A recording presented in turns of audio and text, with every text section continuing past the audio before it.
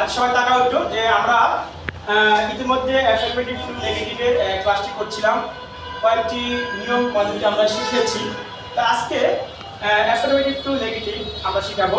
তার আগে আমরা বলে দিচ্ছি যে আমরা কিন্তু অ্যাফার্মেটিভ টু নেগেটিভ এটার মূল যেটা সেটা হলো transformation of sentence. Transformation of sentence, transformation of sentences, মূলত এটা হলো মূল, অর্থাৎ ট্রান্সফর্ম সেন্টেন্সের যে পরিবর্তন, বাক্যের পরিবর্তন, এর মধ্যে এই ট্রান্সফরমেশন অফ সেন্টেন্সের একটা শাখা হলো অ্যাফার্মেটিভ টু নেগেটিভ, আবোধক থেকে না বোধক। এর মধ্যে আরেকটা আছে যে assertive two interrogative, assertive two imperative, assertive two objective, assertive two exclamatory, এটা একটা পার্ট। আবার সিম্পল কমপ্লেক্স কম্পাউন্ড, এটা একটা পার্ট। আবার যে ডিগ্রি আছে পজিটিভ, কম্পারেটিভ, সুপারলেটিভ, এটা একটা পার্ট।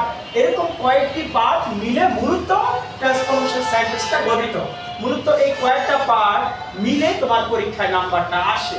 তো বেশিরভাগ যেগুলো আসে যে সিম্পল কমপ্লেক্স কম্পাউন্ড থেকে আসে, assertive two negative, assertive two interrogative, এগুলো থেকে আসে। আর তোমার যে অ্যাফার্মেটিভ আর হলো তোমার মূলত অ্যাফার্মেটিভ নেগেটিভ, তার মানে এই কয়েকটা পার্ট থেকে বেশি আসে। তো যাই হোক, আমরা কিন্তু এর আগে অ্যাফার্মেটিভ নেগেটিভ আমরা বুঝেছিলাম যে যদি পরীক্ষায় তোমাদের পরীক্ষায় ধরো এরকম আসলো হি ইজ এ বয়, তোমাকে বলা হলো যে এটাকে নেগেটিভ করো। তো আমরা গত ক্লাসে বুঝিয়েছিলাম যে হি ইজ এ বয় এটা নেগেটিভ বা নাবোধক করো। তাহলে যদি আমরা লিখি যে হি ইজ নট এ বয়, তাহলে কিন্তু বাক্যটা নেগেটিভ হয়েছে, কিন্তু এটার অর্থ কিন্তু পরিবর্তন হয়ে গেল।